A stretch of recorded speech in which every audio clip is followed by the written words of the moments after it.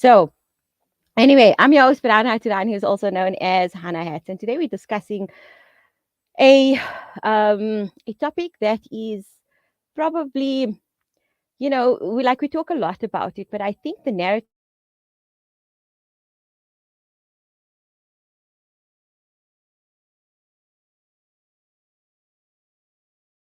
is all of that. It's definitely a significant role. It's definitely a relevant role, but very rarely do we discuss motherhood in terms of the responsibility that this title and this role actually holds within it.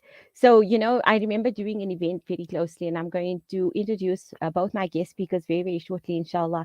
And my one guest speaker, who was also my co-host at that particular event, will resonate with this. So when I stood there and I said, you know what, is everyone expecting me to talk about how generalized under the foot of the mother and how the mother needs to be treated and respected and revered? But how often do we actually talk about mothers and what exactly is it required of us?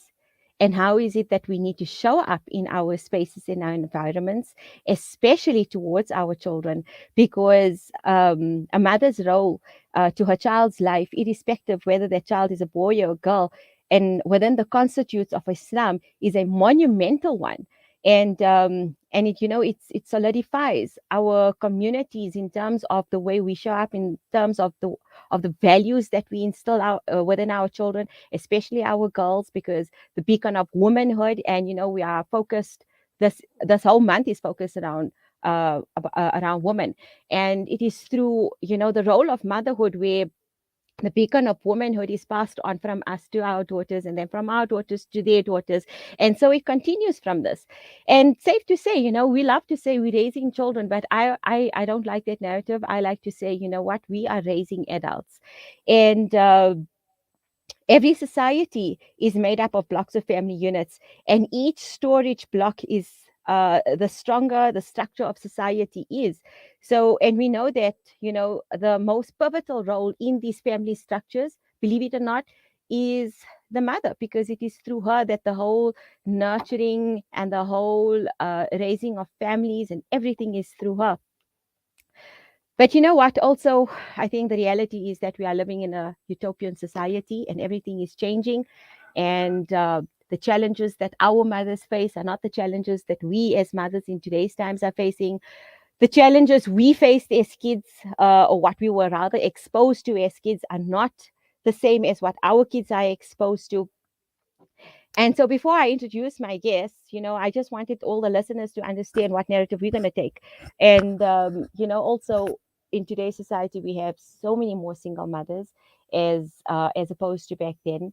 And I feel like this is something we need to talk openly about, and we need to create, but not normalize it, but it needs to have a more positive sort of narrative around it. We've seen it on social media. I mean, I think I just wrote about it last night, where we saw on social media the negative impact that toxic masculinity has had on the single mother, because I think they said it is through the single mother that feminists are created. It is through the single mother the drug addict and the murderer and the woman abuser is created. And I find that so unhealthy, and I find that so, uh, should I say misogynistic?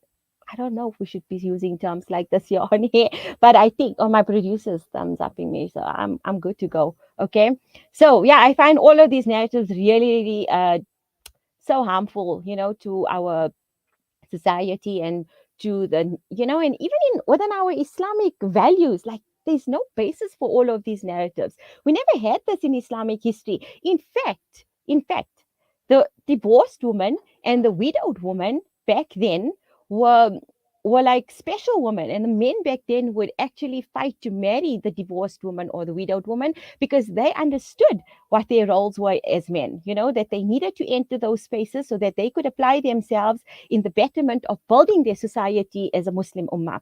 These days, it's so different, but I think we need to go back to that. Anyway, joining me in studio is two very dynamic women. One is my bestie, which I'm gonna totally eat her brains about, like seriously. I hope she understands this is what I'm gonna do with her. And one is a special guest by the name of Naadhirah Mukadam. Naadhirah is joining us all the way from the mother city, Cape Town. Jazakallah so much for joining us.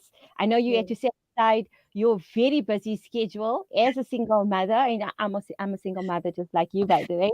Okay, I know you had to put aside time to join us. Nadira is, like I said, a single mother, and she uses her own pain. I don't want to say pain, Nadira. I want to say you've used your experiences, because irrespective of whether those experiences were positive or negative, they still your experiences. We don't want to box it. I don't think we can say, we're not victims over here.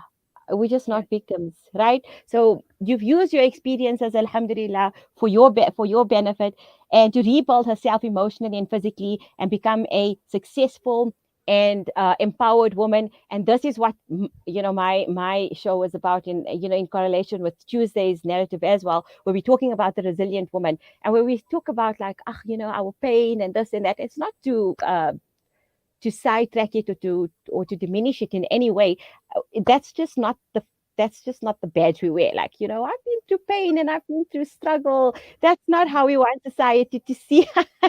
We want society to see our situation. This is where we're at. This is where we're at right now. And this is what we're going to do moving onward. Right. So that is what we want to take from you. What is it that was your take back from everything that you've been through, and how is it that you decided, what mindset did you adopt to say, look here, how do I apply myself? I'm a mother, and what is it that my child requires from me? Because I can definitely go into victimhood, and I can definitely wallow into my sorrows, right? But I can't do that, because I've got to wake up each day, and my child needs me, and I also need myself, and my parents need me, and everybody that I'm around needs me. And I can't sit and feel sorry for myself, right? So I need to get you in on that. What is that mindset that has driven you thus far? Okay, Assalamu alaikum wa rahmatullahi wa barakatuh. Thank you so much for having me on the show. It is amazing to be here. I know I connected with you on Facebook, I think a couple of years ago, and we shared Yes, some yes, yes, stories. yes. But yeah, I mean, alhamdulillah, look at us today. Um, okay, so for me personally, I don't like to be treated as a charity case. So I don't want people to pity me or have sympathy for me. I want people to see me for who I am and where I am in life today. So Mm, I think that going through divorce, as everyone is well aware, both men and women, divorce is not easy. It's a very difficult process. In my family, both my mom's side and my dad's side, at the time when I went through a divorce, I was the only one who had been through a divorce. So no one else had been through a divorce. So for me and everybody around me, my family, my support structure, it was something completely new, completely different. We didn't actually know how to deal with it. We didn't know what to do. We didn't know if we were going or coming, but I mean, we did what we needed to do. Um, but I can safely say that, Alhamdulillah, I think that when you go through a divorce or any challenge in life, you have a choice. You need to make a yeah, choice. So you have two choices. You yeah, either sit at home in bed and cry, which we all do at times. I mean, yeah. I don't think any of us can say, you know what, we've never sat in bed and cried. But 100%. do we allow that emotion to consume us and stop us from kind of moving forward in life? Or do we use that emotion to fuel us to move forward in life? So, I mean, the one option is to sit at home and cry and sulk and feel sorry for yourself, which we all do at Mm, times. The other option is to get up and get moving, get going. I mean, you've got fuel, you've got this issue or this problem that you're mm, facing, but it doesn't mean that life needs to stop. It just means that you need to find a way around it. Um, so I can safely say, like I will always say, my divorce was really difficult. It wasn't easy. I was divorced in my first trimester of pregnancy, which meant that I went through my pregnancy alone. I went through childbirth alone. Alhamdulillah, when I say alone, I mean that I did not have a husband. But Alhamdulillah, I had my family, which were absolutely amazing. And up till today, they still are like my complete support structure, which is great. But that fueled me because the day that I gave birth and the day that I saw my daughter, I automatically, I don't know if you ladies felt the same when you gave birth, but you automatically feel the sense of responsibility. It's Possibility. like, whoa, there's a kid now. It's my kid. I need to do things. I need to give this kid a good life. And I mean, they're literally like a couple of hours old, but all of these things are going through your mind, and you're like, so my mom and my dad did it together. My granny and my grandfather did it together. My uncles and my aunts did it together. And here I am thinking now, gosh, I have to do this on my own. How on earth am I going to do this? You know, So, Nadia, I'm going to interject you there very quickly when when you're telling me about the thought process that went to you at that moment. yes, Um, I remember when I gave birth to my son, I decided, oh, I think I need to be in hijab now because how is my son going to think his mother is in hijab? So when I had my daughter, I decided like, okay, is this the time where I need to go into niqab now? Because how am I going to like, it's just crazy. It's like, yeah, you automatically start thinking of the changes that need to happen within yourself so that yes, you are presenting a good role model to your kids. yes, exactly. So yeah, I totally get that. Shame, you can continue. Sorry, I just needed to jump in there It's very nice. quickly. So, like I was saying, the problems that you go through, the issues that you go through, it needs to become your fuel. It Yeah. becomes your fuel to do better, to be better as a mom. Mm. I've just made some pointers. I might look down at my page every now and then. That's fine. I've also made some pointers about mental health. Mm. I've struggled with mental health for many years. I've struggled with depression and anxiety. It was really, really tough. Even when I gave birth, it was really tough. But Alhamdulillah, I don't know what it is, but you can almost tell yourself, I am not going to go through this today. I need to just show up. I need to wake up this morning. I don't know how. I need to get up out of bed, and I've got things to do.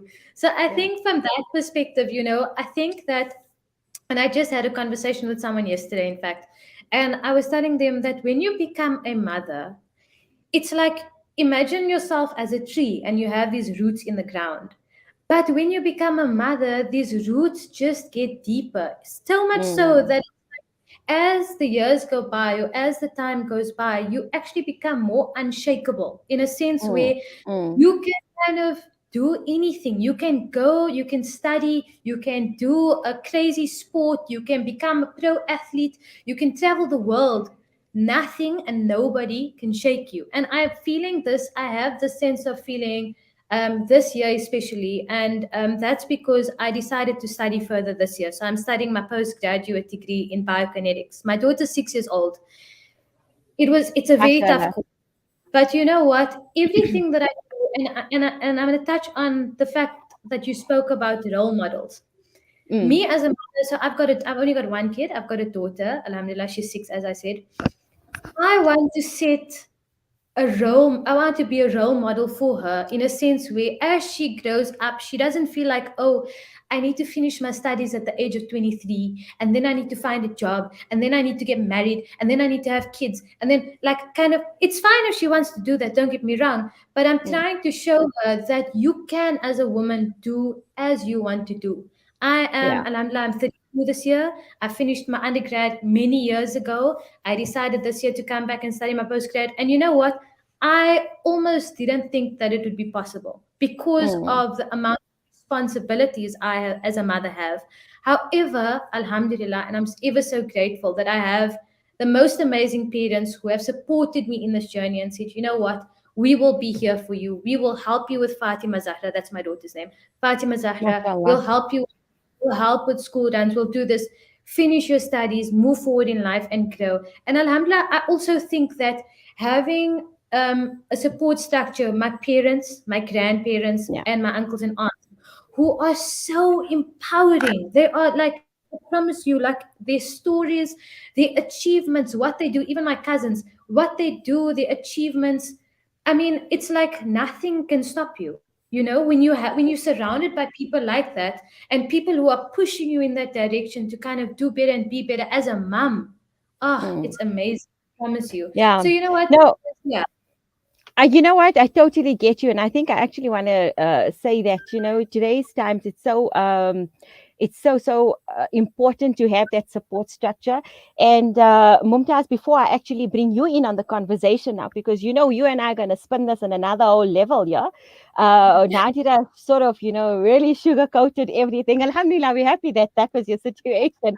But I can safely say, Nadira, I didn't have those experiences, right? But we're going to jump to a quick air break, and then we're going to come back and we're going to put a spin on this conversation, inshallah. Cool. Inshallah. Day by day. This is Salam Media.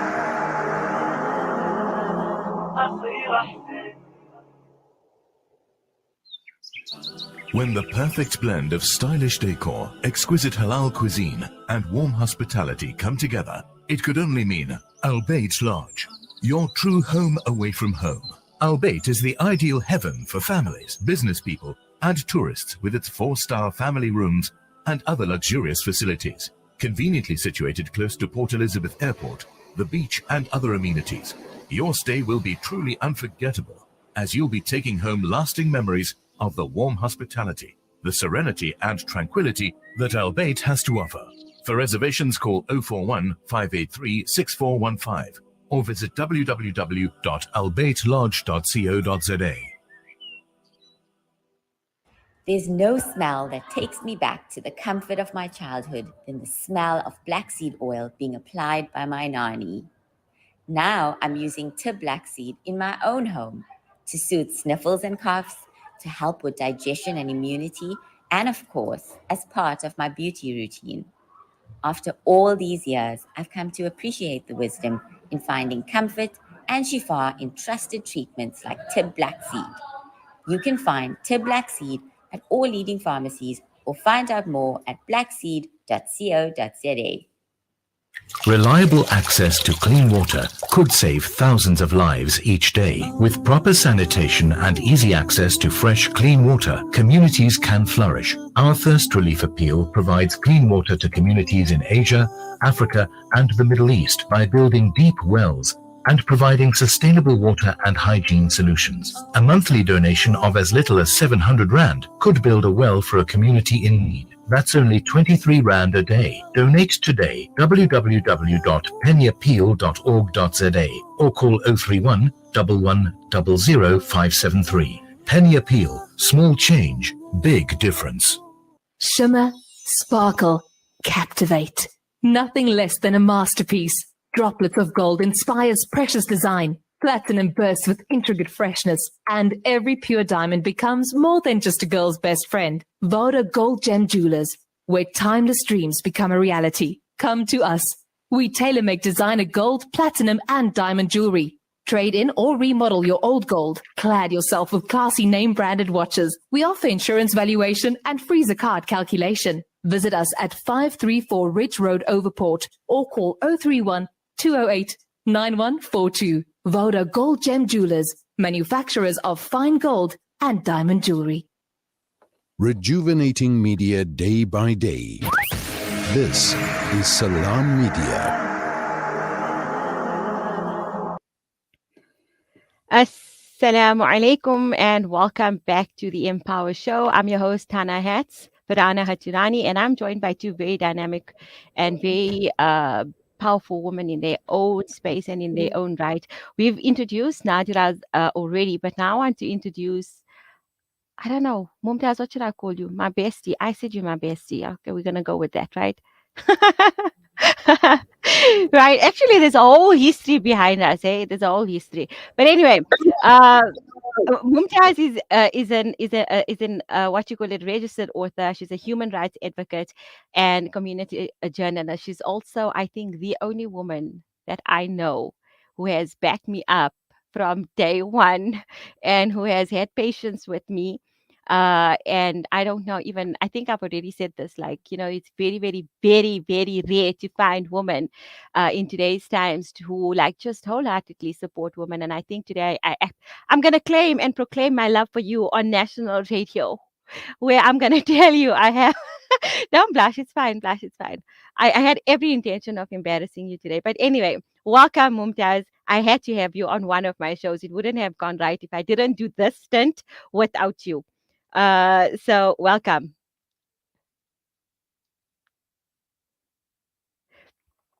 M, why can't we hear you? Sorry, I was muted. It was one of those. Okay, This is go what ahead, go my ahead. mother is about. Now, that's so nice to meet you. You have such a lovely perspective on motherhood. I wish I could be a mother like you one day and complain. So we can No, I still got a long way to go. Hey, I'm gonna learn from the two of you now. I'm gonna when learn. your daughter's 13, you phone me, right?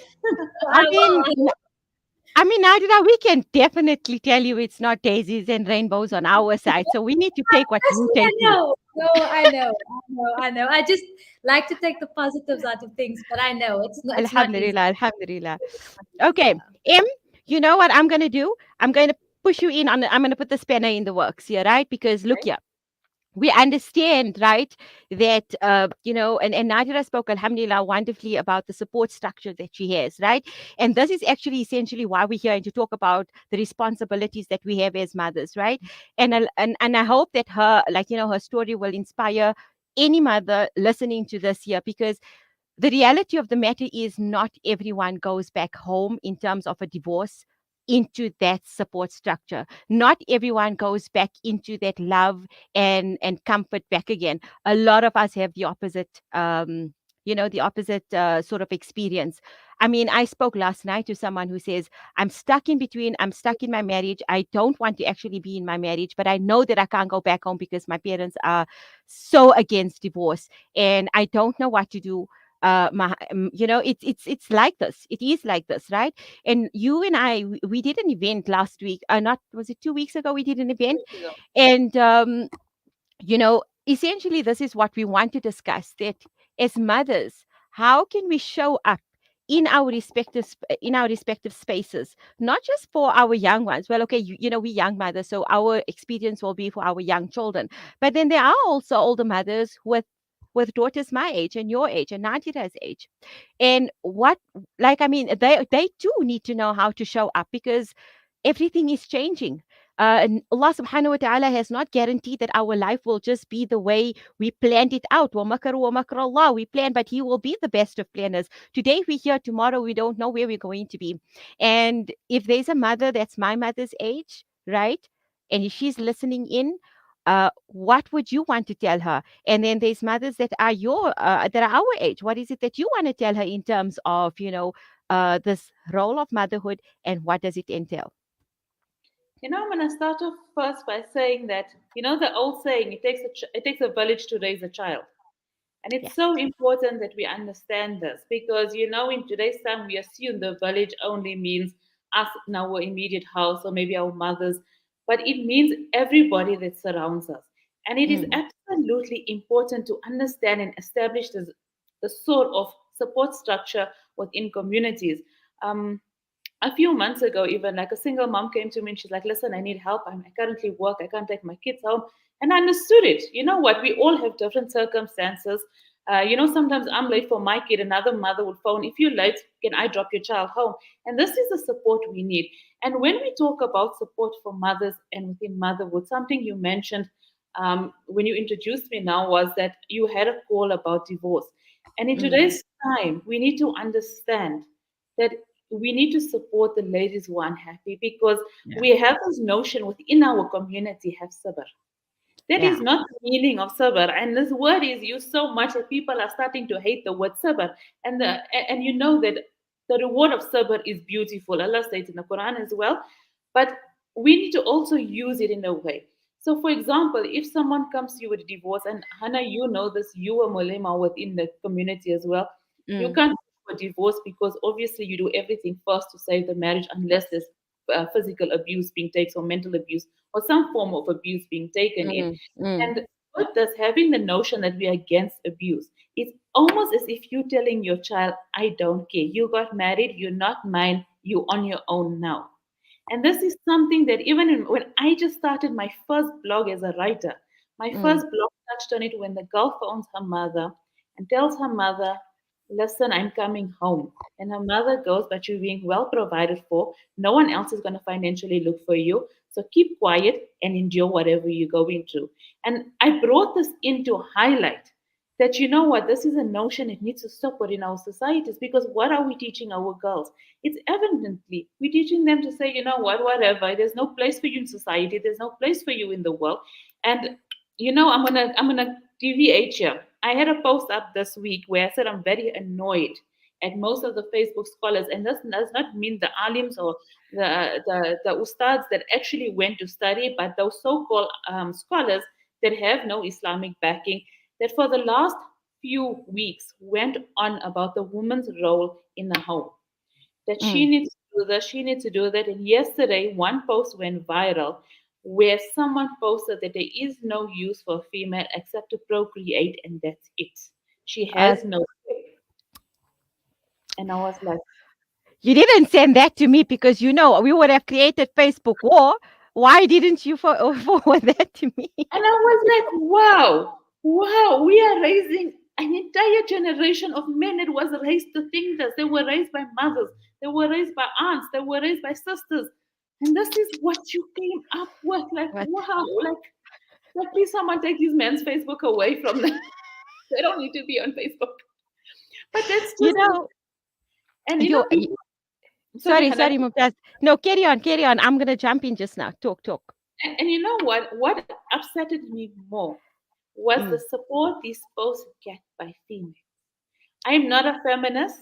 I know my role within a home. And like I've said, girls from when they are young are taught how to be wives, how to be mothers, how to be compassionate, how to be caring. We are taught all this. But we have an entire generation of boys, and I call them boys and not men, because they had no responsibility. They could speak to the way they wanted at home, they could do what they wanted, and they were left to get married. And mm, now we're mm, sitting with this entire generation of fathers who just are so not present in anybody's life. They can be married, they can be within a marriage home, but if you ask the wife, she's sitting and she's lonely. The children have no idea what the father likes, what his favorite food is, because mm. he's sitting on his cell phone and scrolling from the time he gets onto, because society has made it so that it's not his role. And this is something that we need to speak about, that That mothers need to start at home. Yes, I talk a lot. I think it's gonna be a problem amongst all three of us. Actually, I mean, we're women. Okay, we're gonna talk over each other.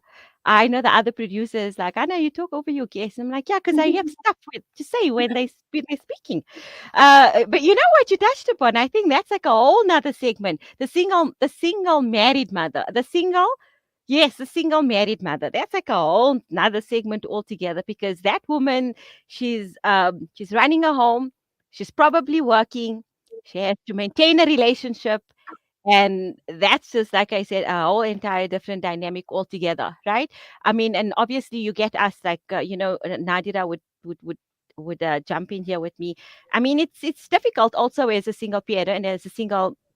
I'm not co-parenting with anyone. I don't know. Are you co-parenting, Nadira? So I do, but from a maintenance perspective, it's not really. And I also Yes. want to just touch on what Mumtaz said, by the way, Mm, mm, about a woman's role and how it's made out to be that we need to just be in the kitchen, cleaning, looking after the kids, etc., etc., etc. But mm, likewise, and I'm not gonna say all men because I'm not gonna paint everyone with the same brush.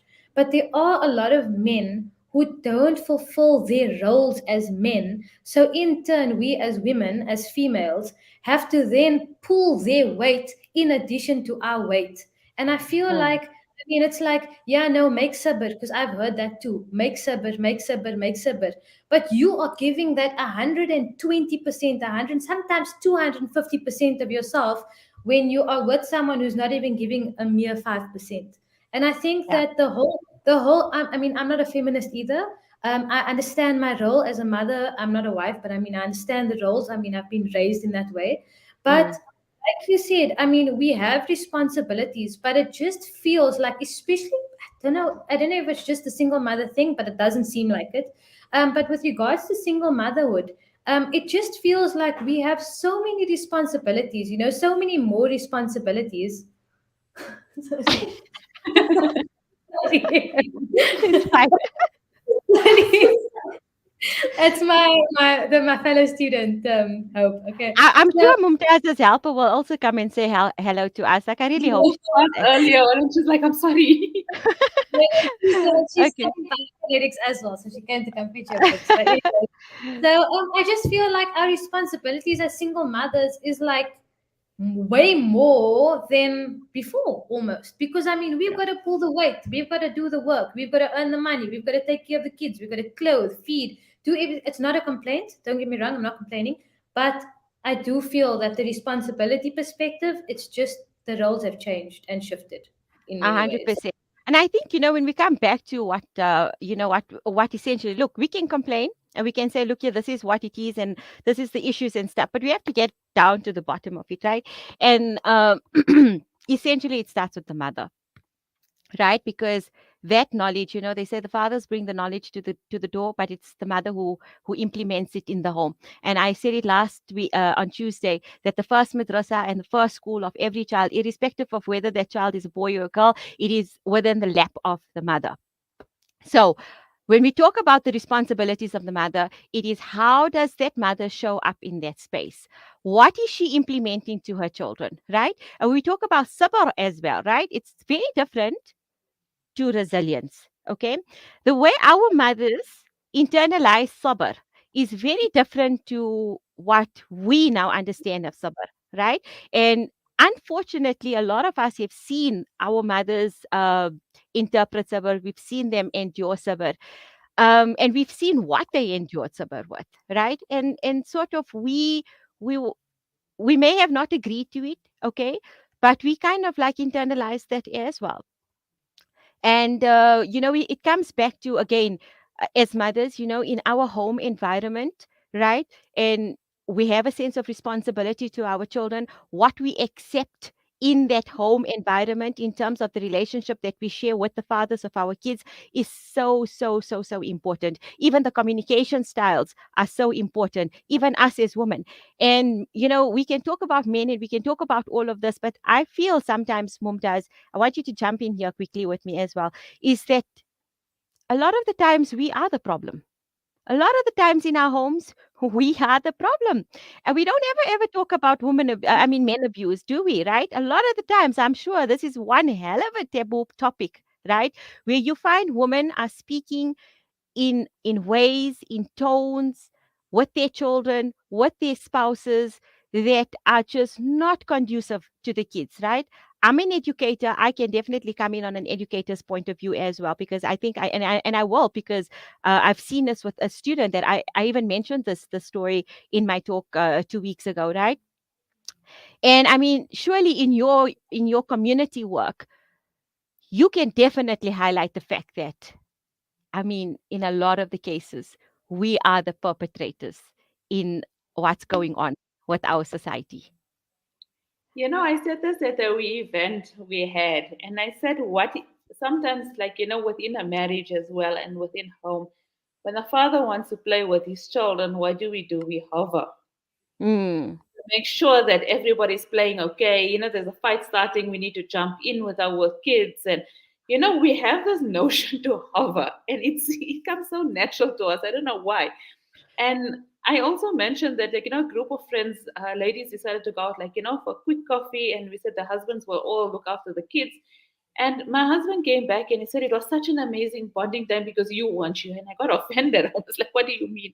And he said, because you helicopter when we do want to bond. Like, if I want to take the kids out, you sort of hover, like, to make sure. It's like, what do you think I'm going to do? And I realize that, what, we sometimes, and you're correct, we are the problem. We are yeah. the problem with many of the issues. And like you said, that men abuse also does happen in the home. And Yes. strangely enough, my husband said, we were watching something, and my husband goes, look at all those men in the series that you're watching. Do they not look sort of like abused, like they are sort of violated in some way? Because as females, we always want to be right. And I Yeah. know people are going to disagree, but it's always our final word that needs to get in.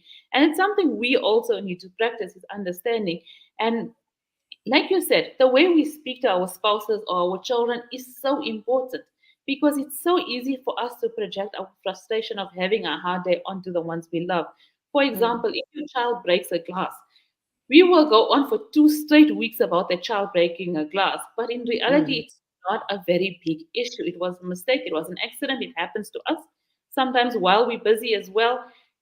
But the thing is, we also overreact. And with this year, over the last year, I've learned to take a step back, to ask, is mm, my reaction worth the overreaction that's going to happen later? mm, And mm. having teenage children, I can tell you this. Um, they are more vocal than what we are, so they will call you out and ask you, why are you being mean today? And you will see this, Mm. but it's not. I see it as a way as my son telling me, you know what, listen, you're going on now, take a step back. Let's just like Yes, look at it at a different perspective. And with this year, it has opened my relationship with my child, with my spouse, with everyone around me when I learned to listen before I react. And I think yes. that's something that's so important as well. Absolutely. We spoke about it, like I said, the implications that we have as mothers in our home is so important. Um, and before I actually touch upon that, I want to draw in Nadira here quickly, because like I've said, we are responsible for our kids. And I'm sure Nadira, in your experience, right? You were going through whatever it is that you were going through. And I can safely say, and I'm sure you can resonate with this. So you can further elaborate on it. Is that when we make a decision, especially when the environment is toxic for our kids, it's not about us. It stops No. being about us, right? Because we can take knocks. We adults, okay? Like I said, we were raised differently. We saw our mothers endure a lot of things, and so eventually, you start thinking, this environment, uh, sh- you know. I think I should be living for my kids, not even for myself. At at which point did it click to you in that environment, like, look here, this is not about me anymore, I need to get out of this because this is not going to benefit my child. So, Alhamdulillah, like I said, I've been brought up in a very good home structure, and I kind of Mm, knew what good for me and what wasn't good for me. And when the situation became toxic, and I knew that I wasn't able to raise a kid healthily within that environment, I stepped out. And I am very, some people like to say I'm hard headed because if I make a decision, I stick to it. But I knew that if something is not going to work for my kid, and remember, I got divorced in my first trimester of pregnancy. My kid wasn't even born yet. My sure. kid, like I didn't even know. Like it was my first trimester. I wasn't even over the first trimester yet, but I left at that point. So you can only imagine what I must have gone through during that time to have said, you know Mm, what, that's it. I cannot. And at the same time, I mean, imagine having to go through that in your first trimester of pregnancy, not knowing how on earth you're going to do this. And at the same time, in the back of my mind, I'm thinking, I'm pregnant. I need to make sure that my baby is healthy. I need to make sure that my baby's okay. And mm, that's why I stepped out. And Alhamdulillah, like my daughter's healthy and everything is fine. So I mean, in that way, it's really important. I just do want to touch on the happiness aspect that you were speaking of, mm, because people, we say so. I mean, I've given up a lot of things for the happiness of my daughter. So happiness of my daughter takes over my happiness. Basically, it overtakes it. There's many a times where people that you meet will say, "Oh no, but your happiness also matters." Yes, I've lived 33 years of Alhamdulillah, a fairly happy life. I have a 6-year-old now. Her job right now, besides like school and whatever, because she's only 6, she's in grade R, but her job is to be happy. That's it. I just need to see my kid happy, and that's all that's important.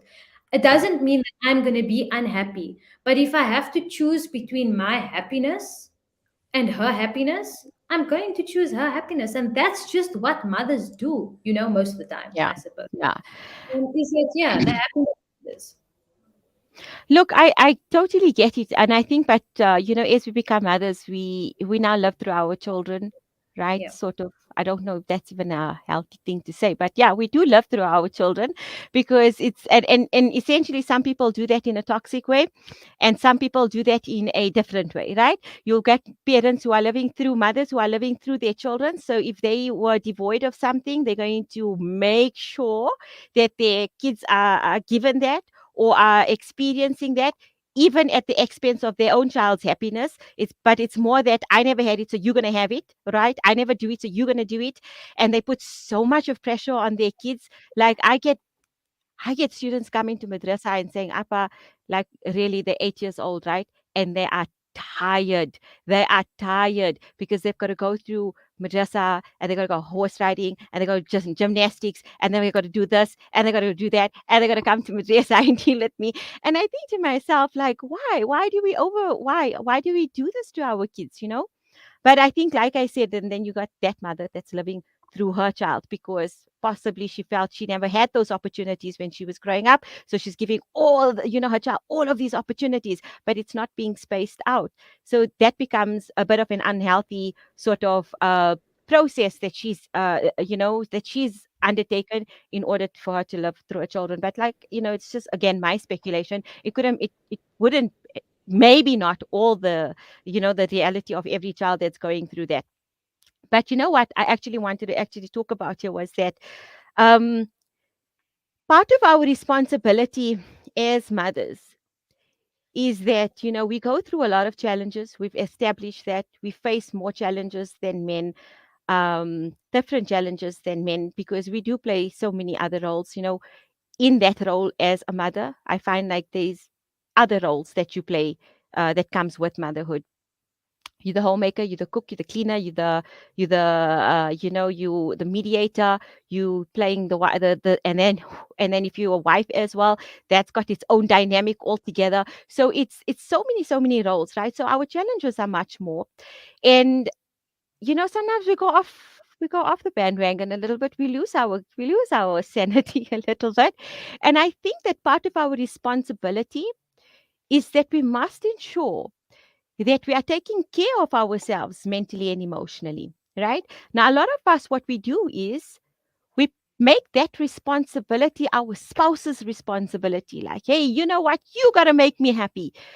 A lot of us as mothers don't understand that we have to establish a sense of self. We must establish a sense of self awareness within us, where we have to take care of ourselves as well. Where, like, now you're coming back to the point of happiness, Nadra, where you spoke about, like, it's important for us to, yes, we want to see our kids happy, but it's also important for us to establish a sense of identity. And I know we live in such a selfish world where we love, look after yourself and take care of yourself and don't worry about someone else. And someone else is hurting you, cut them off because it's all about you. It's not. That's not the narrative we are on here. If But I I'm can just if I can just add to that with regards Mhm. to the happiness part.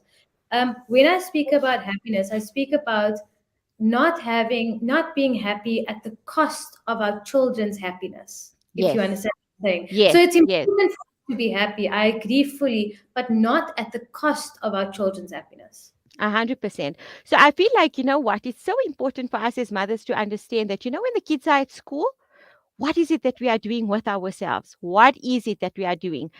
Are we at home? Are we just scrolling off social media and sponging off all the things that we are seeing off social media, comparing our lives, comparing our body image, comparing our credentials, and all of that there, and making ourselves feel inadequate? Or instead, being like Mumtaz and being like Nadira and being like me, actually saying, hey, how can I get off my tush while my kids are at school and do something impactful with my existence, right? But we're going to come back because my producers are saying we're talking too much and they need to put an ad break. Otherwise, our sponsors are going to sue us. I'm lying. I'm lying. Let's go to our ad break. Okay.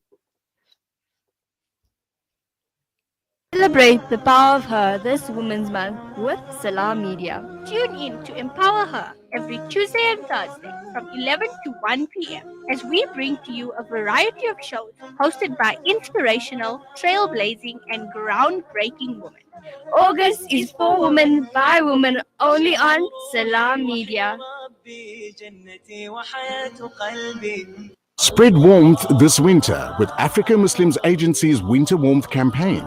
Sayyidina Umar al-Khattab radiallahu anhu would advise his companions, winter, which is an enemy, has come, so prepare for it with wool, leather socks and socks. Let us help the thousands of South Africans without adequate clothing or shelter to prepare for the harsh winter months by providing them with blankets for 150 Rand and winter warmth packs for 300 Rand. Spread warmth with Africa Muslims Agency. Call AMA on 011-834-8685 or donate online at africamuslimsagency.co.za. Africa Muslims Agency. Empowering, educating, inspiring.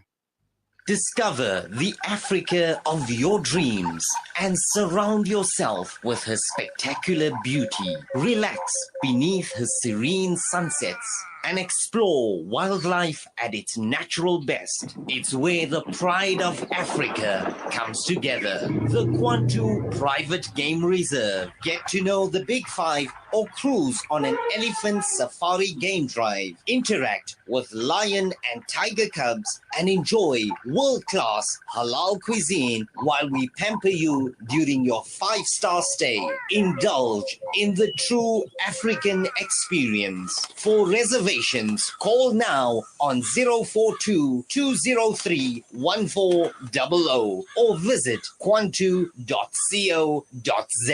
The Kwantu Private Game Reserve, the place of gathering. When you give water, you're reaching out to drought-affected areas, bringing them to life. Fresh water to drink, to clean, and to grow. That's the power of water. Donate now to Islamic Relief. At Sentio, our Invest for Good philosophy is based on a genuine desire to use our investment skills for the benefit of broader society by investing responsibly, giving charitably, and developing talent that will transform the investment industry. Visit www.sentio-capital.com for more information about our Sharia investment products and start saving with us today. Sentio Capital.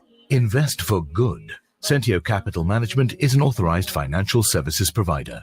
You know, it's a wonder how kids get anything done these days. With all the distractions, when do they even get time to study? As a mother, all I can really do is make sure they have all they need to perform at their best. That's why I choose to include Sunfoil, triple refined pure sunflower oil with every meal I make.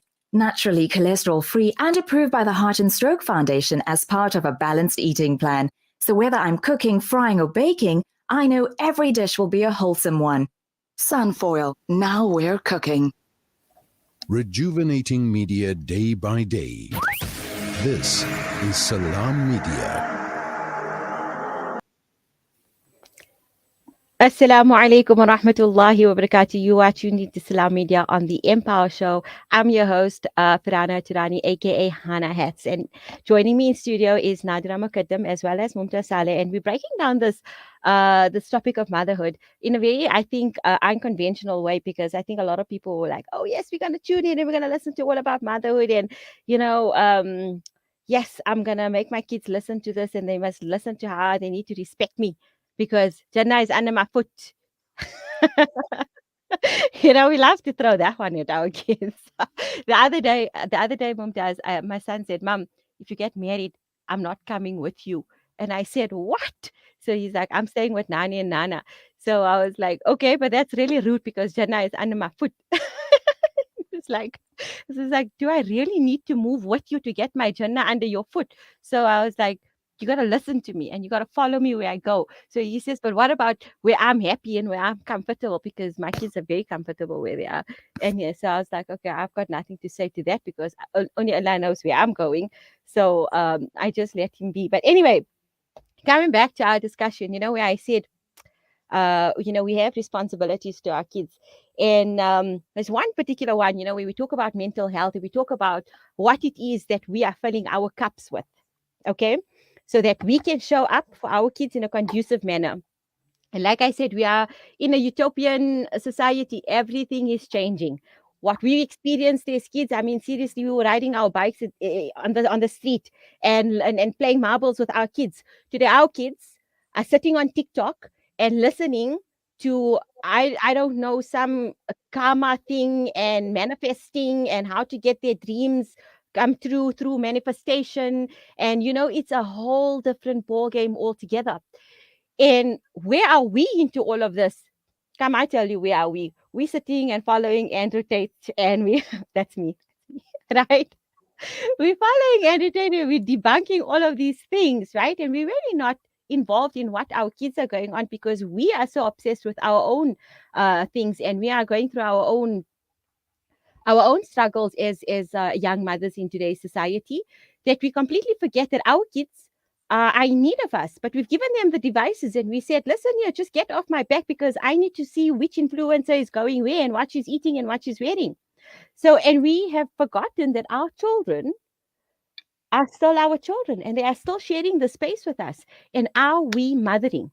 Do we know what our children, okay, and like Naadhirah's kid is really small, at like she's still 6. I think Naadhirah, she's still watching Coco Melon. I think. No, she's not watching Coco No, Melon.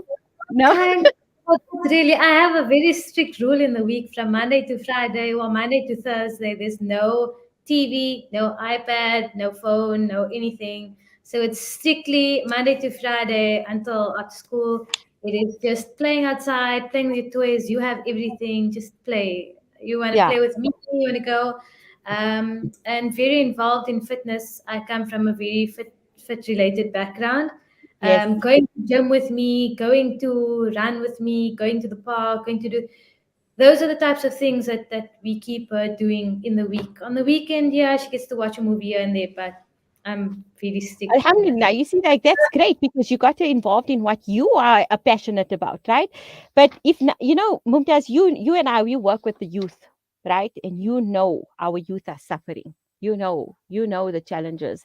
I mean, the other day I was sitting with one of my friends, and she's a gynecologist, and she says, you know what, Appa, this breaks my heart to actually tell you, but I cannot tell you the amount of 14-year-old girls and 15-year-old girls, and even as young as 13, that are coming in for abortions.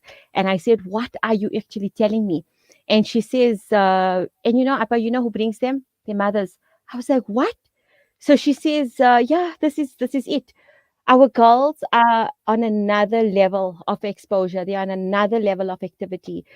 They are, like I said, our mothers are involved in their own things, and they've given their children devices, and they've given them cars, and they've given them freedom, because we need to be doing something else with whoever. And as a result, our children, please just go and do whatever it is that you need to do. These girls are falling traps in all the wrong traps. And when the mothers are finding out, it's just, okay, we're just going to take care of this. You know how many girls are getting married? I mean, we see the rate of infertility that is going on, and a lot of it is medical. But this, my friend said that a lot of it is because so many girls already have been through 3 or 4 abortions prior to getting married, but their husbands do not know about it, and this lessens the ability to fall pregnant. But we're not talking about that. We're really not talking about these challenges that are going on with our youth. But yeah, jump in with me on that, Mumtaz. Like, yeah, tell me, how is it that we can change this? You know what, Hannah, you said something very interesting about exposure. Let me tell you something. Exposure was always there from my time growing up and everything. There was always exposure. There was always that, everybody, there was always that one friend who knew everything, who went Yes. everywhere, who had complete freedom within the circles. So Yes. exposure was there. But we also, as teenagers, knew where to draw the line, because we knew our parents wanted us home at a certain time. They needed to know where we're going, with who we're going. If one auntie sees us with someone we weren't supposed to be with, it's going to be all hell breaking loose. And that's Yes. what I said. It was a village back then. Right now, Mm. we saying, we grew up in the strict background, and now we're going to ease the ropes a bit. But in Islam, it tells us that, what, from a certain age to a certain age, be your kids, play with your children, then be firm with them, and then be their friend. And there's a reason why, because as ages between 13, let me tell you, it's demonic. If you have a teenager, Mm. you're going to go in a mental asylum with them.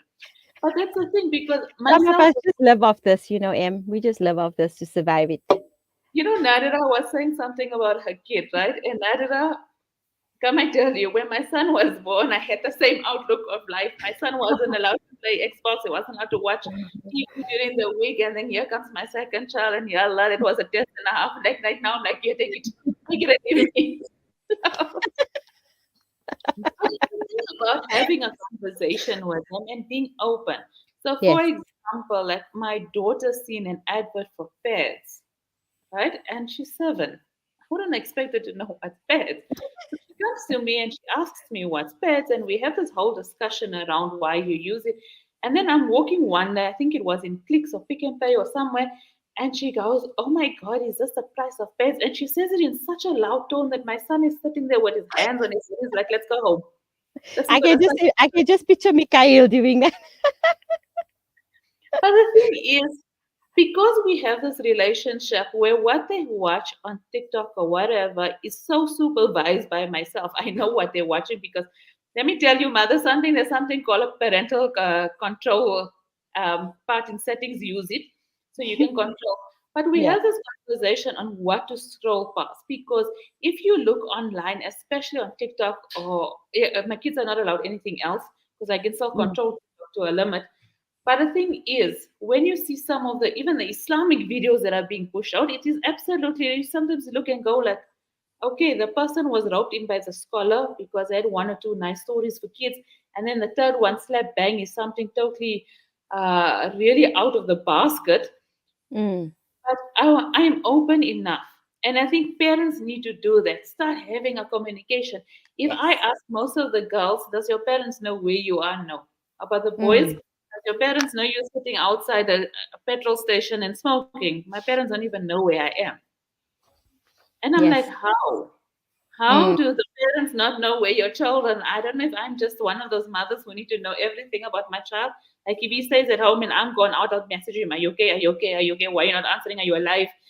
Sort of thing. Yes. But Yes. we need to be present parents. And it is so important to be present parents because while we're talking about this, we see a whole other conundrum happening within the influential space as well, where your kid has to be your best friend. So your kid Mm. accompanying you with all these fancy lunch dates, all these expensive shopping trips because they need to be spoiled. But in essence, what are you teaching them? Yeah. What is the long-term goal of them being your friend on social media, of being with them on an expensive shopping trips or the trips to Rome or whatever? What are Mm. you teaching them in the long run? And I think Mm. we as parents also need to step back sometimes and ask ourselves, will this be beneficial to our children as they grow up? Um, on one of my shows I did, we actually touched on how to raise children to meet the of tomorrow. And I think that is so important. We need to ask ourselves that. Absolutely, absolutely. It comes back to the point where, um, they say, and before I want to put a disclaimer to this, right? We're not out here bashing parents or whatever it is, or mothers or whatever, right?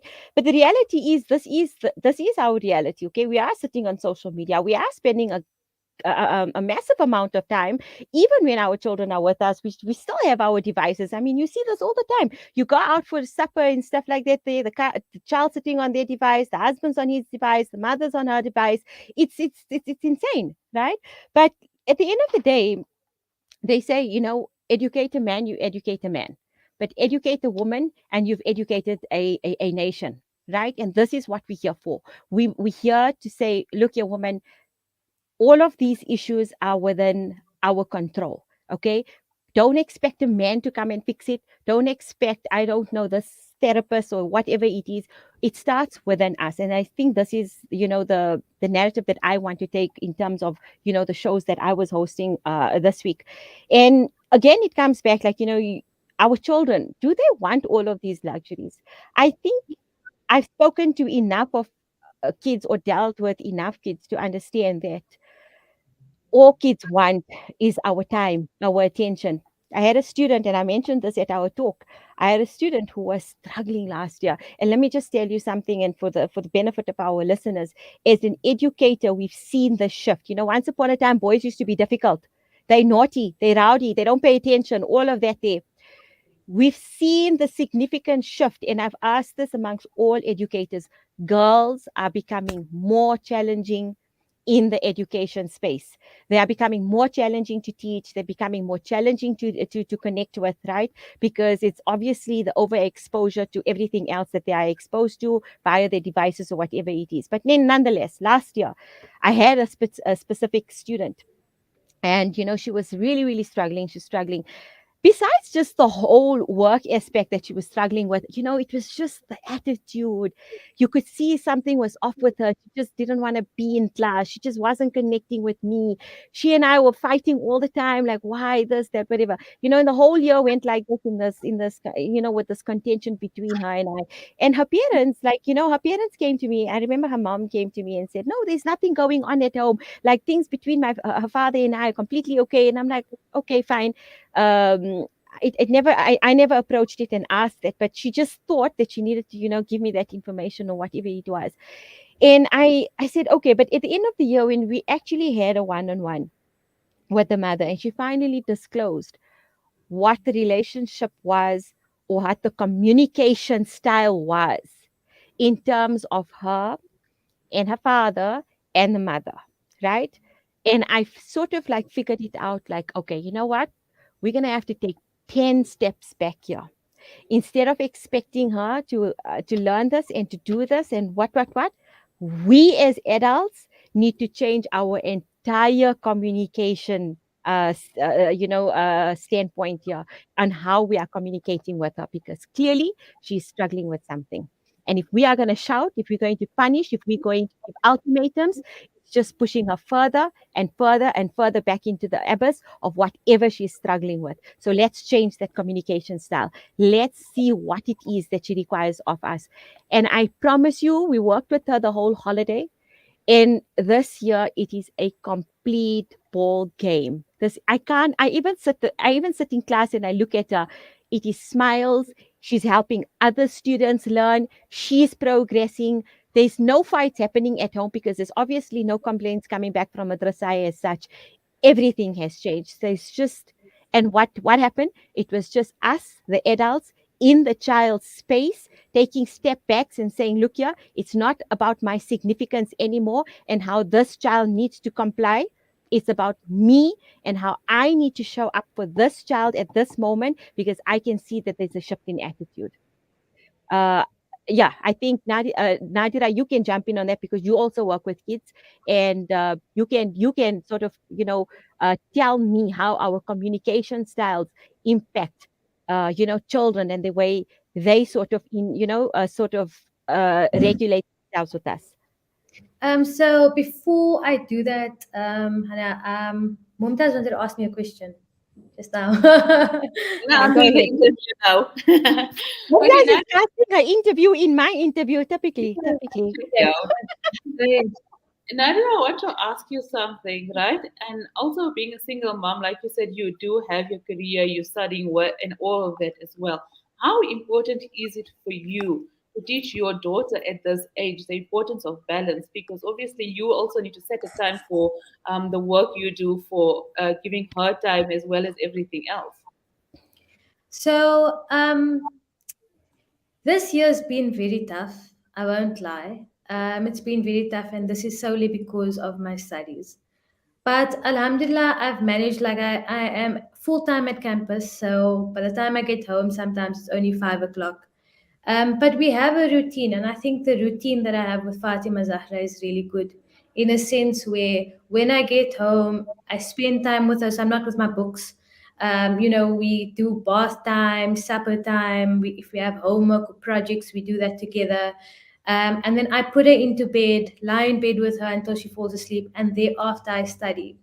Also, at the same time, I did feel very guilty for studying this year, because I felt like I was neglecting my kid. Because as a single mom, I'm sure you both know how much of your time gets spent with your kids, Mm. And then when that changes, when the aspect changes, and you say, oh, I'm not spending as much time with my kid, you kind of start feeling guilty, and you're like, gosh, now how am I going to make this up, or how am I going to do this?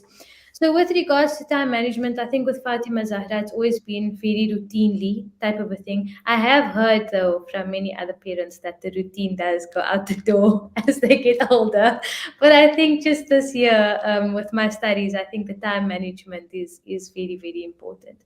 And back to what you were talking about, Hannah. So I also work with kids. I have an aquatic rehabilitation and wellness center and swim school that I've been running for the past 12 years, alhamdulillah. And I mean, I've been working with kids since 2011. So, I mean, I work with lots of kids. Yeah. Each kid is different. I think that's the main thing. I think also from a parent's perspective or a teacher's perspective, every kid that you deal with, you've got to deal with them differently. Like, So I'm gonna just give you like a brief story about. So I started a Learn to Swim project for underprivileged children in 2019, and this is where we take kids from kind of poorer communities, disadvantaged communities, orphanages, childcare centers, etc., etc., etc., and we work with them. So we bring them in, we pay for their transport and everything, fully sponsored, and they come to us for 10 lessons, and we teach them to swim. And there was once this little boy. He must have been about 8 years old, 7, 8, or maybe 9 years old. Really small little boy. And he was coming in. He learned to swim. We were teaching him. But this one particular day, it was a Monday, he came in and he was just acting out. And we were like, what is going on? And my coaches were like, how do we deal with this? I don't know how to deal with this. And I said, guys, just chill, relax, take it easy. Let's just do what we can with him and see what happens at the end. And for the whole 30 minutes, he was just acting out and we couldn't understand. He was swearing in the pool and he was just, we didn't know what was going on. So after the session, I actually spoke to him. And I mean, I don't know the type of listeners that are listening in, but I mean, he viewed over the weekend, he viewed something that was happening to his sister, right? It was another man with his sister. And because of that, he kind of retaliated. And that's where I actually learned that the way children act, especially when they're acting out, is caused by something or someone doing something, right? I mean, some kids are genuinely just naughty, and that's okay. I mean, I don't mind naughty kids. I do have a problem with disrespectful kids, but I mean, naughty kids, I mean, that's okay. We were all naughty once, so it's fine. But just realize that when a kid acts out or is, not cooperating and is going crazy or doing whatever, it is because of something. And it's very important for us as adults and individuals to be able to be mature about it and speak to them, not them, not scold them, not reprimand them and give them, like you said, some of us give ultimatums like, if you don't do this, I'm going to do this. And if you do this, I'm going to tap. I mean, we adults and they kids. So just to be able to have that conversation to say, listen, you're acting this way. What's up? What's going on? Speak to me. I'm here. And to open up that doorway, because as much as we know or we think that every kid has an adult to speak to, it's not actually the case. A lot of kids have parents that they don't have an open relationship with, if you know what I'm saying. Yeah, no, absolutely. And I think, even like I said, I'm a mother and as well as an educator. So I come from that perspective as well as an educator's perspective, right? And I say this all the time when I have my, my mother's meeting at the beginning of the year. I always tell them, like, you know what, moms, I can't teach these kids without your help. I need you involved. Because what happens in the home environment affects the learning environment. And another thing is, what I also need you to understand is that while this is a madrasa environment, we're going to discuss things. We're going to discuss things. We talk openly. And I'm not a madrasa that only accepts girls. I accept boys as well. And which means conversations like, like I said, we're going to talk about periods and we're going to talk about the challenges girls face. And I'm going to talk about challenges that boys are facing. And I'm going to talk openly about these things. And I need your consent to do that freely without you coming there and saying, Appa, what are you talking about? Like, my child doesn't know, my son doesn't know about periods. And like, what are you telling? But that is the reality of life. We shelter our kids so much, and then they go out there and they learn all the wrong information from the wrong sources. and it's all wrong. So alhamdulillah, I got very understanding parents, and I've got parents who fully trust me with their kids. And yes, you're very, very right. And I think Mumtaz also touched upon this, and she said, from 7 to 14, we must play with our kids, make ourselves physically accessible, play with them, give them our time, and do all of that. And then from 14 to 21, this is where we start being their friends, right? And when we say be their friends, it's not give them freedom, but rather give them emotional access to us. Be emotionally accessible to your kids, which means that if they are going through something, it may not be in the home environment, but it could be in a school environment. It could be even in an extended family environment. It could be, I don't know, it could be even in a religious environment. Okay. If they are going through something, they should feel completely free and safe. The important word is safe here. Safe to come to us and say, Mom, Ammi, Ummi, whatever it is, I need to talk to you about something, without you saying, I don't know, throwing a hissy fit and making it about us and our emotions and how we're going to deal with this because now the sky's falling down. You know how we love to go on about it, right? Like, I know sometimes my son will say, Mommy, and I'm like, what's happening? What? He'll like, I just need to ask you how's your day. But I'm already overreacting because I think he's coming to me with some sort of a problem, right? And it's like, times like that, and I'll be like, Farhana, why are you so dramatic? Seriously, just listen to the child. And like tomorrow, he's going to think twice about asking me how's my day, because I already overreacted because I thought he's coming with the problem. So we need to be so self-aware as women. We need to be so self-aware. And as mothers, we are the emotional spaces for our kids. Fact, okay? We are. We have to make ourselves. Like, seriously, I think mothers need to listen to this and, stop feeling shy. You need to talk to your boys about certain things. You need to talk to your girls about certain things.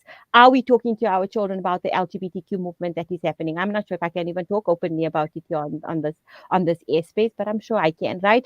There is an active attack on our children. And besides just our children, there's an active attack on our menfolk as well, right? With the whole transgender movement as well. So it's like they're starting with our kids. If they can spin it there, they're going to try and spin it there. And if they're not going to get it right there, then they're obviously going to try and mess with, getting men to, I don't know if they can just annihilate the whole race altogether. I don't know what is the agenda there. But in any case, are we having these open discussions? Are we, talking about it? The other day, my student said, Appa, you know what? I have to tell you something. So I said, go ahead. And he says, Appa, today we celebrated because it was that Pride Month or whatever it is. And he says, the boys had to come dressed in heels and skirts. And I said, what? So did you do that? So he said, no, Appa, I didn't. But I looked at, like, he was sort of seen as the odd one out. And he felt so uncomfortable. Like, the normal boy felt uncomfortable not being dressed in a tutu skirt and a heel or whatever it was that day. But this is the challenges. Are we aware as mothers? And Mumtaz, you are going to now back me up on what I'm going to say next. Are we giving our children the sense of Islamic identity that they need to have, or are we prioritizing on their horse riding and their gymnastics when they need to be in madrasa and they need to be in some sort of an Islamic environment? And you would know best about this because there are children struggling out there. Jump in on this with me. I did a whole post on this and it caused a whole lot of riots, right? From when my kids were small, we prioritized madrasa, that they weren't allowed to do extracurriculars because they weren't allowed to go to madrasa tired. And now I'm at that age where my son, my Mikael, is currently 13 years old. He's in grade 7. And the other day he comes to me and he tells me, he says, Mommy, you know what? I don't think I want to go to madrasa anymore. And I looked at him like, yeah, like that's even an option. Very brave child to even put that on the table.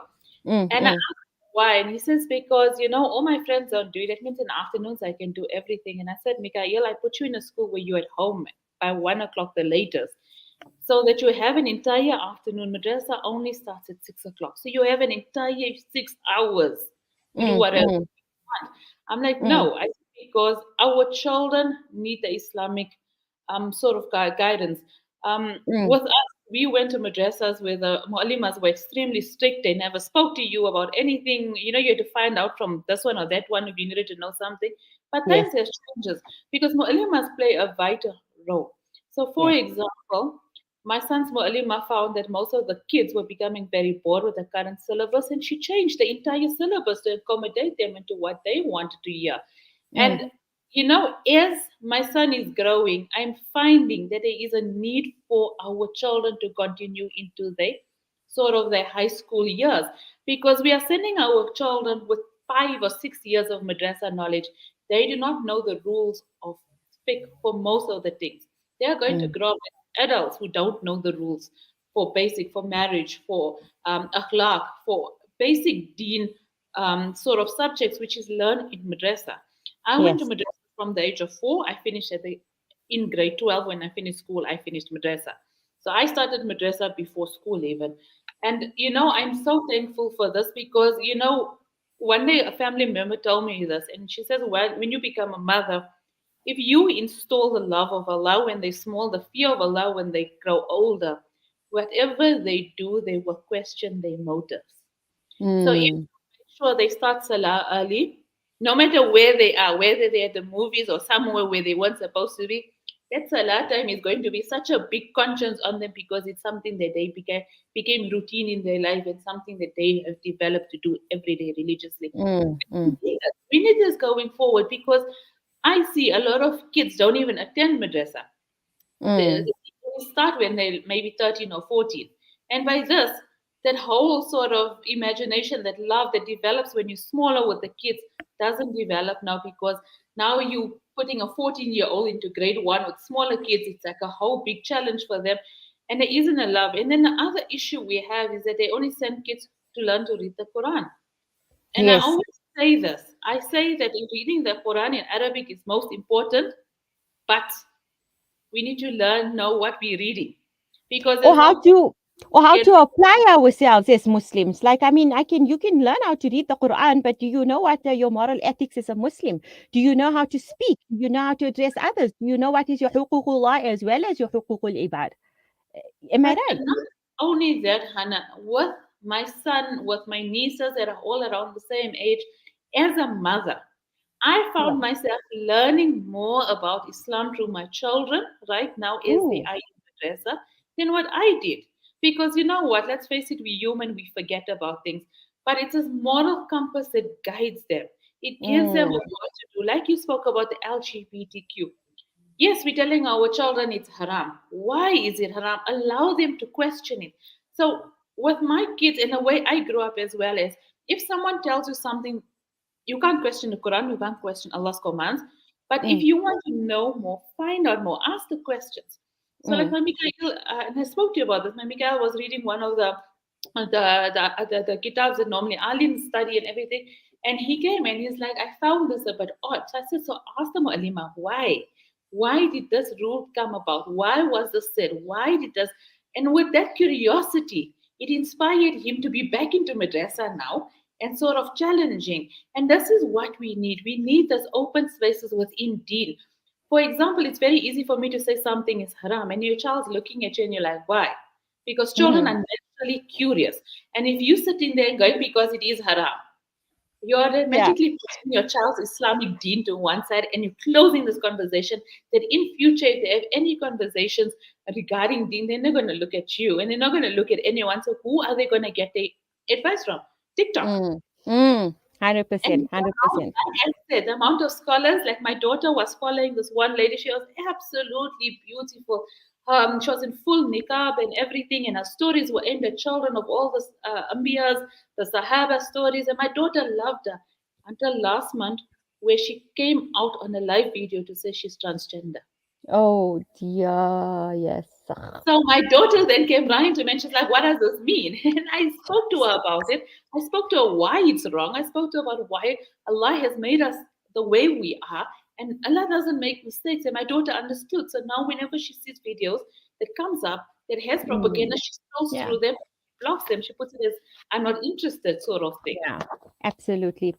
I mean, look, like I said, yeah, we can probably rabbit hole this entire discussion in Just terms hold of on making. one sec. Shaista Imam, If you want to find out about madrasas in Joburg, Hana is a mualima in our area. Please send your child to her. Okay, we're gonna roll with the ads. Like I said, our sponsors are gonna kill me if I don't do that, and we're gonna go to a sheet break as well. So that I don't know, maybe we need a cup of coffee, and we can do that while that is happening. If you ladies feel like you need to go, please by all means, let me not stop you. You can go ahead with whatever it is, but we'll come back after this, inshallah. Thank you so much, Hannah. I am off to work, and thank you to all the Okay. listeners and the people that have tuned in. I really appreciate it. And I'm off to work. So Thank you so much for joining us, Naadhirah. Your input has been valuable. thank you so much. I really appreciate it. Assalamu alaikum.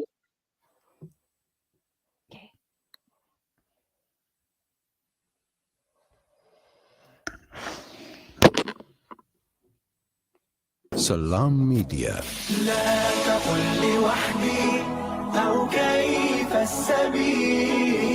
Humanity sets the agenda.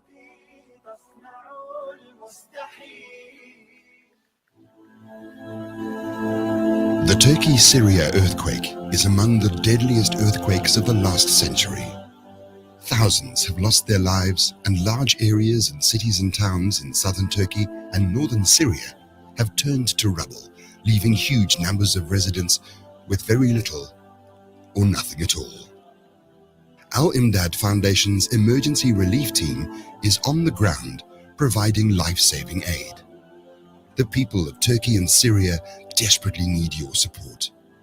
Donate online at alimdad.com or call 0861 786 243 for more information.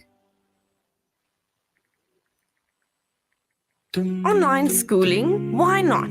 Kurtuba Online Academy is the leading global online Islamic school from grade R to matric, offering South African caps and international syllabus. And it doesn't stop there. We also offer online madrasa for every grade.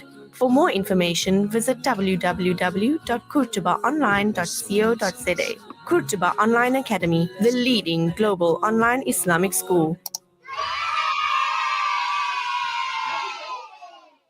Reliable access to clean water could save thousands of lives each day. With proper sanitation and easy access to fresh, clean water, communities can flourish. Our Thirst Relief Appeal provides clean water to communities in Asia, Africa, and the Middle East by building deep wells and providing sustainable water and hygiene solutions. A monthly donation of as little as 700 Rand could build a well for a community in need. That's only 23 Rand a day. Donate today. www.pennyappeal.org.za or call 031 11 00 573. Penny Appeal. Small change, big difference.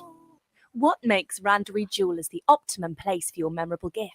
Is it our range of exclusive, high-end, luxurious jewellery? Or is it our master craftsmanship of all your bespoke jewellery needs? We believe it's because at Randery Jewelers, we know just how to make your special moments last forever. Whether it's for a wedding, anniversary, or just a simple gift to show your love, trust Randery Jewelers to make it special. www.randeryjewelers.com. Make your moments last forever with Randery Jewelers, the family name you can trust. See, we work so hard, sometimes forgetting about our hearts. What are we chasing for? We don't need more. I know the world is tough, but all we need to show is love. Everything will be fine. Now here's your sign. لا لا لا نحتاج المال كي نزداد جمالا. جوهرنا هنا في القلب دلالا. لا لا نرضي الناس بما لا نرضاه لنا حالا. ذاك جمالنا يسمو يتعالى. أوه أوه أوه أوه أوه أوه أوه أوه أوه. كن أنت تزداد جمالا. أوه أوه أوه أوه أوه أوه. كن أنت تزداد جمالا. لا إله إلا الله. لا إله إلا الله. Always be yourself, that is where you will find yourself. That is the key to the door for happiness and more. Always put your faith in your Lord, He will keep you safe. Don't ever feel no fear, He'll always be right here. لا لا لا نحتاج المال كي نزداد جمالا. جوهرنا هنا في القلب لا لا لا لا. نرضي الناس بما لا نرضاه لنا حالا. ذاك جمالنا يسمو يتعالى. أوه أوه أوه أوه أوه أوه أوه أوه أوه. كن أنت تزداد جمالا.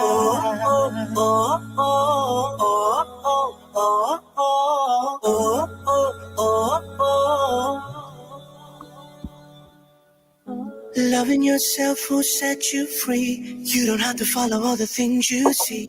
Be yourself and you will find happiness and peace of mind.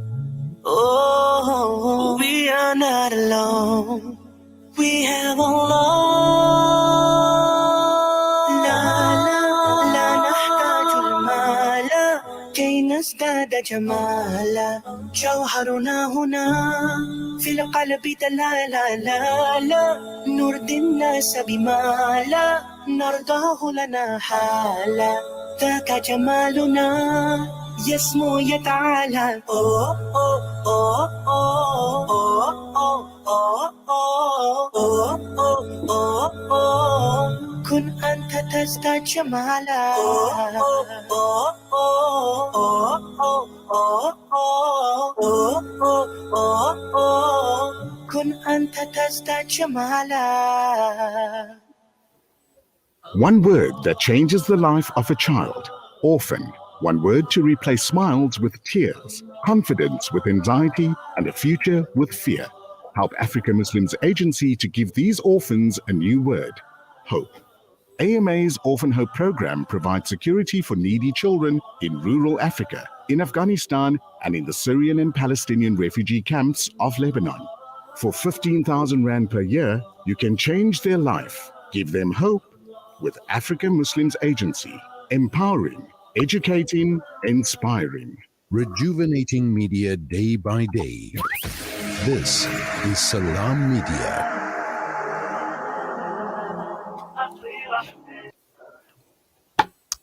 Assalamu alaikum wa rahmatullahi wa barakatuh, and we are back. You are tuning to Salam Media on the Empower Show. I'm your host, Hannah Hats, also known as Farhana Hathurani. Like, I'm getting tired of having this dual name thing. I need to cut one out. Which one should it be?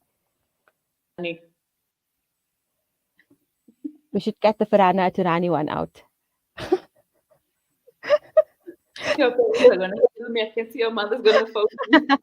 I always tell my parents, I was like, I don't know what was going on that day when you guys named me. I think you were not liking one another very much. Then you're like, okay, you know what? We're just going to name it Farhana because I don't know. Okay. You know what? We were talking about, the importance of Islamic knowledge and establishing that sense of Islamic identity with our children, which is so, so imperative because, look, at the end of the day, we can send our kids to madrasa and we can, tell them, okay, we only want you to learn Quran and we only want you to learn du'as and whatever it is. But still, at the end of the day, they're not learning the basics of their deen and how to apply themselves, because how to read salah, what to read in salah, how to how to apply themselves there, what is the sunnah of the masjid, what about our dressing, our akhlaq. There's just so many aspects, wudu, and how to make wudu properly, because if you're going to miss out all of those lessons, it's pointless. You don't only know how to read Quran, but you don't know how to apply yourself. Another thing, and I think this is what is really, really important, is why we need to establish that Islamic identity with our children, is because, we've touched upon some of the challenges that they face. And what happens is it's an attack on their identity. The whole thing is to confuse them with regards to their identity. Once you got them confused, they don't know what to subscribe to. They're just going to go with the flow of what's popular. But if you establish that within them and you say, look here, this is who you are as a Muslim, as a Muslimah, be proud of who that is. And as a result, what that entails of you is that, it's A, B, C. So when you see other things going on around you, you do not need to subscribe to that because you are well rooted and well grounded within the Islamic identity. I don't know if you want to add in with You know, I regards to want that. to add something in it. You know, over the last few months, I came across a lot of parents, and I touched on this also in one of my shows as well. You know, parents get upset when the children come to them and say, "Mommy, I want to become a scholar of Deen." And Yes. and a lot of people's response was, "But how are you going to eat? It's not a lucrative thing." And that's where everything goes wrong. Yeah. Because, and I always tell mothers this, your child can become an alim or an alima and they can go on to work for Google. They can become an alim or alima and they can become a surgeon. They don't have to just be one thing. And I remember I was starting school. It was a time when the cartoons were being drawn of Nabi Sallallahu Alaihi Wasallam. And he told us, he set us all down as the matrix of that year. And he told us, take your Muslim identity and go out into the world. But make sure your Islam is so strong and your akhlaq is so good that you don't have to keep on defending Islam because Islam will be defended by the way you are within the professional space. And within my job, Hannah, people don't get to see this. And I spoke about this even at our event. I know a Alima who's in full niqab. Her hands are covered, her feet is covered even. She's in full niqab and she works for Google Africa. She's a Alima, she's married to an Imam, and she works for Google Africa. And I said, you know what, this is the ambassadors we need. This is who we teach our girls to, and our boys need to understand there are imams who are sitting as lecturers in our universities as well. There are imams, Absolutely. there are imams that are sitting as surgeons. Mm. Why we need this is to understand that our has come to us as a way of life. And if Mm. we parents are finding an issue with our children wanting to continue our dating over the horse riding, over the soccer, over everything else, what are we saying? We're saying that we're actually putting our deen, our religion last. And then when our children become Muslim only by name, we sit back as parents, where did I go wrong? And this is what started. And you know, I didn't grow up in a home that was very strict on the way we dressed or what we did, but it was that Islamic integration of having to every day sit and read your salah, having every day to read your Quran, having every day to go to madrasa, whether you were dying or not dying, you had to go to madrasa for that time. And like I said, I started off from 4 years old and I hated madrasa, absolutely hated it. But today I'm most thankful because I came to a point where my children will learn a story in Islamic history, but I'll be able to further the conversation and ask them, "What did you learn? What do you think the lesson was? What do we derive from why the story is mentioned in the Quran?" And this is important to have these conversations. Have this. I mean, my daughter is only 7 years old, and I asked her the other day, for example, we were talking of the lineage of the Nabi Sallallahu Alaihi Wasallam, and I said his grandfather had raised him. Who's on which side of the family did he come from? Was he the mother's father, the father's father? And my kids are like, how would you ask this question? Like, what is wrong with you? Yeah, yeah. And what did you say? What did they what was that about? Why did you ask them that? Now, why did I ask them about this? Is because, like, for example, myself as well, I always assumed the grandfather who took him in, who raised him, who guided him, everything was the mother's father because his father passed, the Prophet Prophet's father passed away before he was born. So I Right. naturally assumed it was the mother's father. But I want to teach my children that by asking a simple question, it gave them an answer. And then I added on. It's because in Islam, a child belongs to the father's lineage, and this plays an important role of a father within society. And this is Yeah. also try to add to my son to tell him that, listen, when are you going to be a father? Do not think that your job is only merely to pay the bills, to pay the school fees, and to throw money at everything. It's much more. And then I touched on Yaqub alayhi salam had the most beautiful story that we know from the Quran, even with Yusuf alayhi salam. And what we touched on was because Yaqub alayhi salam had this relationship with his sons where they could go talk to him in a time of need. And today we are seeing the disintegration. Yeah. Whereas when someone has a problem, mommy, will you tell daddy that this is the problem? And they're looking at you like, no, the father is the last person to go to in society, in the home. And that is not. Yeah. So a simple question led on, and this is why I place so much emphasis on Islamic value, because the simple question of whose side of the family was the Prophet ﷺ's grandfather ended up into a much larger conversation and ended up making the story more exciting to the children for something that they never ever knew about, learned about, and they questioned after that. Oh man, I totally get you. But you know what? I went live here, but I see it's not even working because they can't hear you because I got headphones on. I'm gonna cut my live. I hope they're gonna. Okay, so if you guys do want to watch this, I think it's on yours, right? It's going on Mumtaz Saleh's. You guys can join there Mumtaz on her Moosa, live. don't translate. Well, I mustn't Saleh. We're No, not acknowledging Yahya, yeah. Oh, no, no, okay. no. We're Sorry, not. Yahya. We're holding to my father's lineage here. Okay, you guys can join in on that live, inshallah. Sorry, guys. I don't even know how to end this, but there we go. Okay. Hannah, I'm All going to right. leave you. Okay, that's fine. Jazakallah Mumtaz so much for joining in and for sharing your perspective and always, talking with you. I felt like this was what we needed. And yeah, it's always a pleasure. And I hope we can do this again. And I know Salam Media loves me, man. They love me. They're going to have me again. Also, don't say it loud. Don't say it loud. Okay, but Jazakallah for having me on. Okay, take care and drive safe, inshallah. Assalamu alaikum. Right. You know what? I just want to continue with that there, what she was talking about, and she said, we must have these conversations and we must expose our children and things like that there. And how we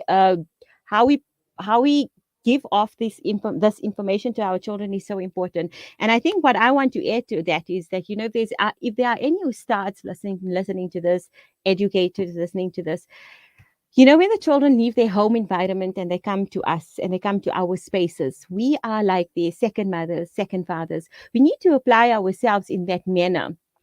Where sometimes, because like I said, like we've said, right, we don't know what the home environment is about. It could be one where, the children don't have access to their parents emotionally for whatever reason, right? We're not going to judge parents for that there, right?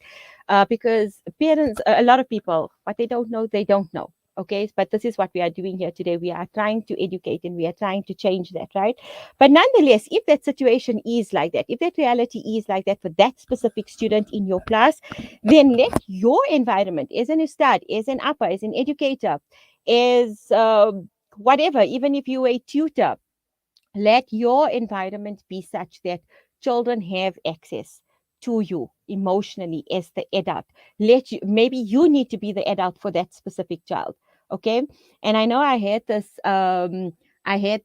discussion with an educator not too long ago because she was impacting one of the students in a very non-conducive manner.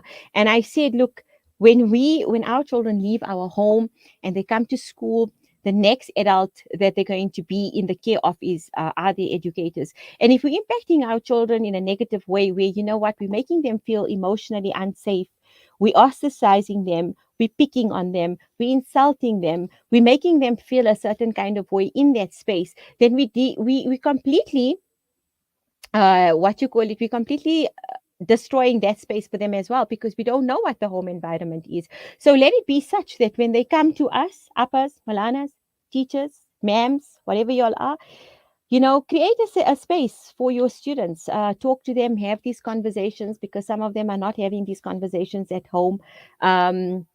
Be their friends as such, as well as the educators. Obviously, with everything, with every relationship, there is boundaries, and obviously you're going to have to establish that boundary with your students. But I think it's very important, and like one of our previous guest said, Mumtaz said, that it takes a village to raise children, and that village includes every one of us, not just the mother, but also the granny, the auntie, the like I said, the educator that's there. It includes all of us. We must come together for the interest and for the betterment of our children if we are dealing with them, and let us be that impactful adult in their lives. Another thing I get a lot, I get asked a lot about this is, when I go on to other radio shows and when I talk about this, and they say, why did you do what made it so, what sort of drove you to do what you do? And I said, look here, it's one thing when we are mothers and, we're sitting at home, and I've been raised by my own mother, to be a mother. I'm not a professional as such. I don't go out into the corporate world and things like that there, but I always knew that certainly there's more than just me getting a child and giving birth to a child. There's more to that, right? And I always felt that our roles, and I'm going to say this again, motherhood is one of the most important roles a woman can have. Our husbands, our fathers,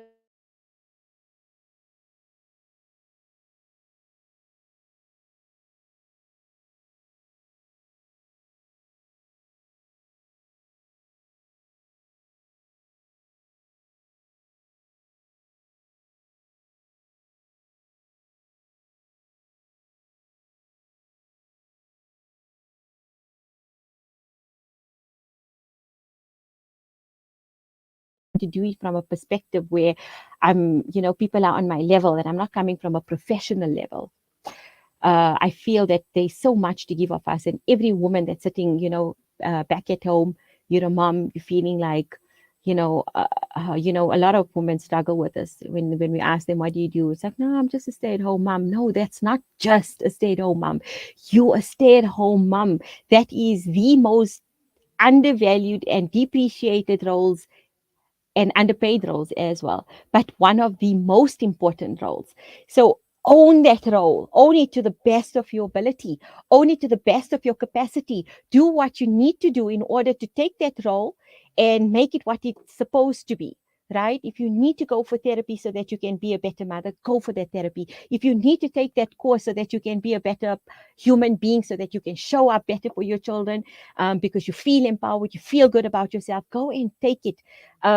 If you need to, own that space that requires your, involvement, go ahead, go and get involved. I know the communities need you. Don't just sit back.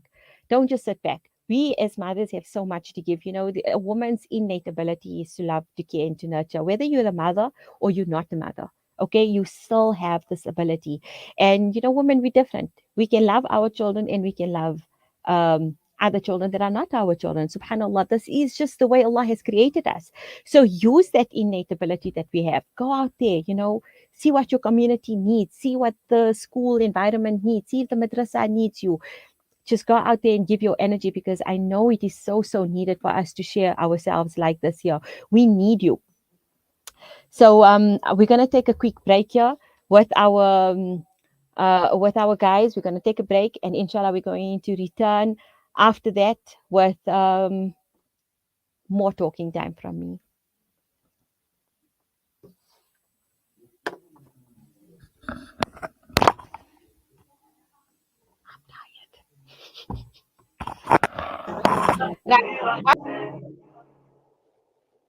Kids these days are smart, and when you're competing for their attention against their smartphones, you need to make smart choices, like using Sunfoil triple refined pure sunflower oil in every meal you make. It's naturally cholesterol-free and approved by the Heart and Stroke Foundation as part of a balanced eating plan. So whether you're cooking, frying, or baking, you get the great tasting results that'll get their attention faster than the latest app. And if that doesn't work, change the Wi-Fi password. Sunfoil. Now we're cooking.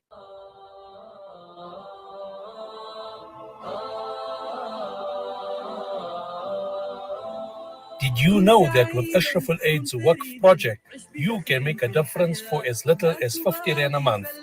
Our Waqf project covers education, orphan support, and more.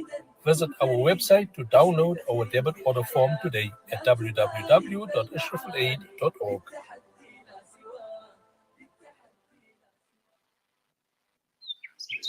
When the perfect blend of stylish decor, exquisite halal cuisine, and warm hospitality come together, it could only mean Al Bayt Lodge, your true home away from home. Al Bayt is the ideal heaven for families, business people, and tourists, with its 4-star family rooms and other luxurious facilities. Conveniently situated close to Port Elizabeth Airport, the beach, and other amenities, your stay will be truly unforgettable, as you'll be taking home lasting memories of the warm hospitality, the serenity and tranquility that Al Bayt has to offer. For reservations, call 041 583 6415 or visit www.albaitlodge.co.za. Education, health, dignity, empowerment. These wishes all begin with water. Africa Muslims Agency is committed to providing clean water to the thousands who still live without this basic human right. Support us in giving the best of charities. Provide a water well for 14,800 Rand or a borehole for 49,500 Rand in Afghanistan or 55,000 Rand in Africa. Gain Thawabi Jariya and help communities to reach their full potential. Africa Muslims Agency, empowering, educating, inspiring. For a long time, we've lived in a centralized world where institutions held the all-important data and confirmed all transactions. Those times are over. Welcome to Libertas Group, a blockchain development company boasting an ecosystem that continually redefines the way we do business. Our blockchain is decentralized, making it immune to hacking or alteration, putting the power back in your hands with no middleman so you can focus on the growth of your business. Libertas, the simplest investment choice you'll make. Help us ease the hunger burdens of those in need by donating to the Sanzaf Meals Project. For just 12 Rand, you can provide a freshly prepared meal to an individual, and with your commitment to a monthly contribution, we can reach out to even more communities and deserving individuals. Call us on 011 834 6046 to learn more about this life-changing initiative. Sanzaf, changing lives through development and relief. Conveniently located along the banks of the Crocodile River bordering the Kruger National Park, as a guest at Buckler's Africa Lodge, one can enjoy an amazing sunrise or sunset on our spacious deck area while you catch a glimpse of some wildlife sightings along the Crocodile River. The sounds of the African savannah will greet you whilst you enjoy your morning coffee. Buckler's Africa Lodge by Tingana Collection. Buckler's Africa Lodge is ideally situated only 6 kilometers from the Crocodile Bridge Gate in the Kruger National Park. Catering for all travelers with variety, we have 4 types of the finest rooms: superior rooms, deluxe suites, and 2-bedroomed family units. Each room is equipped with the finest amenities to make your stay unforgettable. Guests can choose between the self-catering option or book their accommodation with breakfast and dinner included. Buckler's Africa Lodge is your ideal location for the ultimate Kruger getaway experience. We specialize in exhilarating and educational game drives in Kruger, tailor-made to suit your family. Inquire about our various accommodation offerings and other activities. Visit www.tingana.co.za for more information. Buckler's Africa Lodge by Tingana Collection. Experience the pulse of Africa with us. Listen to something fresh. Listen to Salam Media. Oh, okay. Assalamu alaikum wa rahmatullahi wa barakatuh. And we are back. But now we are rounding off the show. And as I wrap up, I want to again, lastly say to our mothers listening to us and listening to me, let us raise our children, let us raise our daughters so that they have role models in us. And, let us raise them to a point where they can go out to society and they can face these challenges because they've watched you undergo these challenges and they've watched you do it in the best possible way without you succumbing and falling apart. And look, I'm not saying that we are not allowed to fall apart as women, but I'm saying that we've got to adopt a sense of self, and we must adopt a sense of resilience within us, in reference to our last show that we've had, so that we are able to show up for our children who need us. I remember a little bit, personal story with regards to this. It's like, after my divorce, it was so strange. My one son, he's actually my only son. My one child, my son, he was okay, but I think boys are different. So he internalized, his experience in a different way. Whereas my daughter, on the other hand, she was rather emotional. And she was quite small, and I really didn't know how to have this conversation with her at that time to make her understand, what is divorce all about and things like that. So at that moment, all I could do was hug her, hold her, and give her my emotional support and, reassure her. But for a long time, she struggled. And the only time she stopped struggling was when she saw me cope with what was going on. As long as she saw me struggle, meaning she saw me in an emotional space where I wasn't coping, I was crying, I was breaking down, I was unable to take care of them properly, I was unable to wake up and see to their breakfast or send them to school off properly. As long as I was showing up like that in their space, they were both struggling. And the minute I started, getting my life back in order, getting my mental space in order, and owning that space and owning my experience, and sort of showing up for them, they started regulating themselves as well, and they also settled.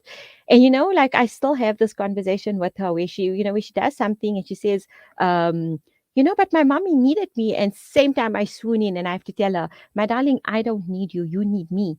So don't ever feel like you are responsible for me emotionally in any way whatsoever. And that's something else that we need to be mindful as women, because a lot of the times, when we have when we go through our own challenges and struggles, especially when we're having confrontations or differences or arguments with our spouses, and obviously that's a bit of an emotional thing. Do we take that baggage and do we make it the responsibility of our children to make it okay for us? Be mindful of that, because when children start feeling emotionally responsible for their parents from a very, very young age, that also can be problematic. So as mothers, be very wary of how you are you are showing up for your kids emotionally. Are they watching you emotionally hyped up all the time? Because that's not good. Have a separate space for you where you can vent, you can talk, you can be whatever it is that you need to be, but do it away from your kids. And don't always make it their responsibility to make you feel okay. So as a parting, advice from me, let us raise our daughters so they look at us as role models, and let us raise our sons in such a way where they know how to treat women out there. And what is a mother? A mother is emotional, yet she's the rock. She's tired, but she keeps going. She's worried, but she's also full of hope with her children. She's impatient, but she's also impatient. She's also patient. She may be overwhelmed, but she never, never quits. Amazing, even though doubtful. Wonderful, even in chaos. Yes, let us be organized chaos. And she's a life changer every single day, because she knows how to apply herself. She knows how to show up. She knows exactly what the needs of her families are, whether that be her spouse, or whether that be her children, or whether that be the extended loved ones that she has. This is a mother. Understand it, own it, and rock it. Jazakallah khair. It was a lovely week hosting you. I don't know if I will be back. Maybe the viewers or the listeners, not viewers. I don't know. Yeah, there is viewers on this stuff, and the listeners. Let our producers know if you guys want me back. I really hope you do, because if you say no, that's emotional damage. But jazakallah so much to everyone who has joined in, my guests that have given me their time, and to all the listeners who have tuned in. I really, really do appreciate you. Sadaqallahu al-Adim. It has been a pleasure. Assalamu alaikum wa rahmatullahi wa barakatuh.